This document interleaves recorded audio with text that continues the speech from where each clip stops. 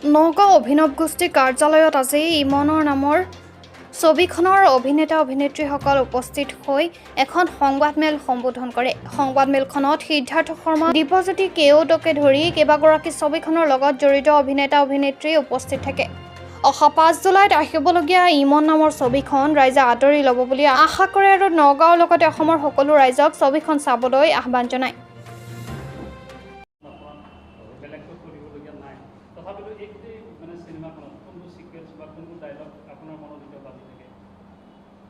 বাজি থাকে মানে এখন মানে গাঁৱৰ পটভূমিত এখন সুন্দৰ চিনেমা, এজনী সৰু ছোৱালীৰ ওপৰত সকলোৱে ভালেই কৰিছে। মানে মোৰ দৃষ্টিত গোটেই চিনেমাখনেই ধুনীয়া, মোৰ নিজে কৰিও ভাল লাগিছে। এই ভাতৃসমত 2টা ল'ৰা পাইছোঁ, সেই ইয়াতে 3টা, সিহঁতৰ লগতো কাম কৰিছোঁ, ভাল লাগিছে। আৰু আমি আশাবাদী। এই সাংবাদিকৰ মাধ্যমেৰে মই আপোনালোকক ক'ব বিচাৰিছোঁ, চিনেমাখন চাওক, আপোনালোকে ভাল পাব নিশ্চয়।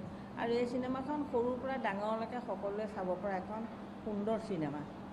এজনী ছোৱালী কেনেকৈ ডাঙৰ হ'ল, কি হ'ল, তাইৰ ভৱিষ্যত কি হ'লগৈ, ইত্যাদিৰ ওপৰত আৰু চিনেমাখন বৰ সুন্দৰ এখন চিনেমা, উপভোগ কৰিব পাৰিব। অভিজ্ঞতা সঁচাকৈ খুব ভাল আৰু মই নিজকে লাকি বুলি ভাবোঁ যে খুব ধুনীয়া এটা চৰিত্ৰ ৰূপায়ণ কৰিব পাৰিছোঁ মই ছবিখনত।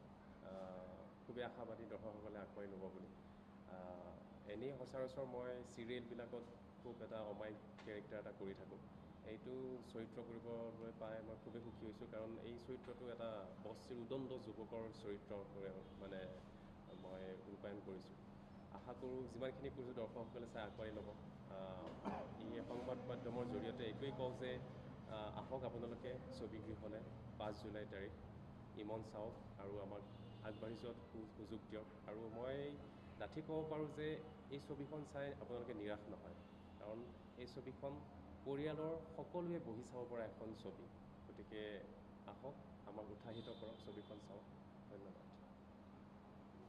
আমি আচলতে অসমৰ বিভিন্ন জেগাত গৈছোঁ আৰু যিমান পাৰোঁ এনেকৈ মিডিয়া কভাৰ কৰিছোঁ, মানে যাতে ডিজিটেলি কথাবোৰ, আজিকালি যিহেতু ছ'চিয়েল মিডিয়া বহুত এক্টিভ, যাতে মানুহবোৰে গম পায়। আৰু বতৰ আৰু পৰীক্ষাৰ কাৰণে চবতে যোৱাটো সম্ভৱো নহয়। কিছুমান কলেজে আমাক, যিসকলে মাতিছে মানে, আমি তেনেকুৱা কলেজত পৰীক্ষাৰ হাৰ্ম নোহোৱাকৈ আমি গৈছোঁ। এতিয়া আজিয়ে আমি মৰিগাঁৱত গ'লোঁ, এই নগাঁৱত আহিলোঁ, নগাঁৱত আজি টাউনৰ বিভিন্ন জেগাত কৰিলোঁ। জাজৰি যাম, আকৌ মোৰ পাথৰিটো আছে।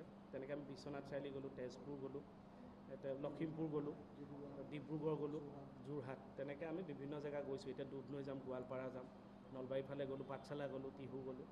যিমানখিনি পাৰোঁ আমি চবেই মানে প্ৰচাৰ কৰাত আমি যিমান পাৰোঁ মানে লাগিছোঁ, যাতে মানুহখিনি অন্ততঃ চিনেমাখন আহিছে বুলি কয়।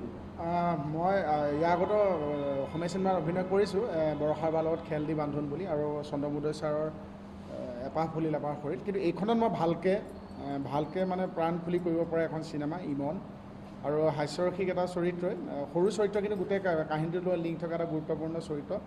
আৰু মোৰ বিশেষকৈ এক্সাইটেড হৈ আছোঁ নিজকে চাবৰ কাৰণে। আচলতে যিটো চৰিত্ৰ ইমান দিন ৰূপায়ণ কৰি আহিছোঁ টিভি পৰ্দাত, আৰু ৰাইজে যথেষ্ট মৰম আশীৰ্বাদ দি আঁকোৱালি লৈছে। আৰু চিনেমা পৰ্দাটো এবাৰ বেলেগকৈ ওলাবলৈ চেষ্টা কৰিছোঁ। হাস্যৰসিক যদিও অলপ কেৰেক্টাৰটো নৰ্মেল কেৰেক্টাৰ, অলপ বেলেগকৈ কৰিবৰ কাৰণে চেষ্টা কৰিছোঁ, য'ত সিদ্ধাৰ্থ দাই হেল্প কৰিছে, আমাৰ পৰিচালক অসীম বৈশ্য ডাঙৰীয়াই হেল্প কৰিছে, সাহস দিছে আমাৰ প্ৰযোজক বিপুল চন্দ্ৰ দাস আৰু ইতি গগৈ বাইদেউ ডাঙৰীয়া, সাহস দিছে। আৰু আপোনালোকে হয়তো জানে, মই